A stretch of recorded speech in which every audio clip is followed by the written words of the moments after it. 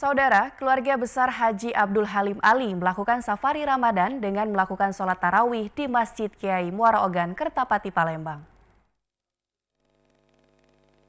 Memanfaatkan momentum di bulan suci Ramadan, selain sholat tarawih dan isya berjamaah, safari Ramadan yang dilaksanakan keluarga besar Haji Abdul Halim dengan melakukan ziarah makam Kiai Marogan, seorang ulama Palembang yang sangat terkenal dan merupakan usahawan sukses pada tahun 1310 Hijriah atau 1890 Hijriah.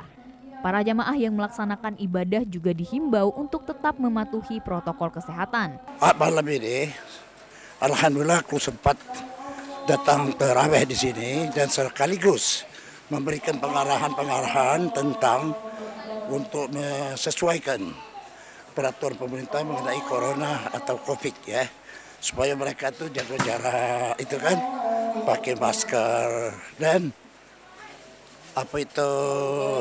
cuci tangan.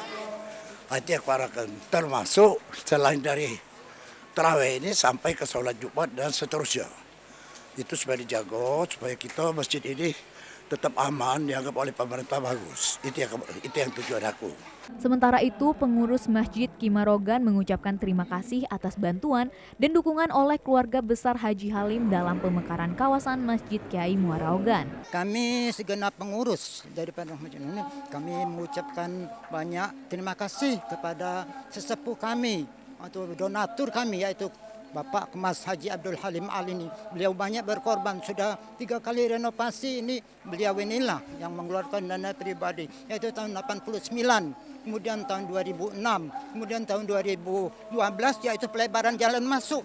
Salah seorang warga Eti yang ikut beribadah di Masjid Ki Marogan bersyukur dengan telah diizinkannya kembali ibadah sholat tarawih oleh pemerintah. Alhamdulillah kami masih bisa ngerjakan sholat tarawih sama-sama, walaupun ya dibatasi lah, tidak boleh lari luar, pokoknya lingkungan kami baik masih. Safari Ramadan akan terus dilakukan di beberapa masjid bantuan keluarga besar Haji Abdul Halim Ali. Adi Gunawan, TVRI Sumatera Selatan melaporkan.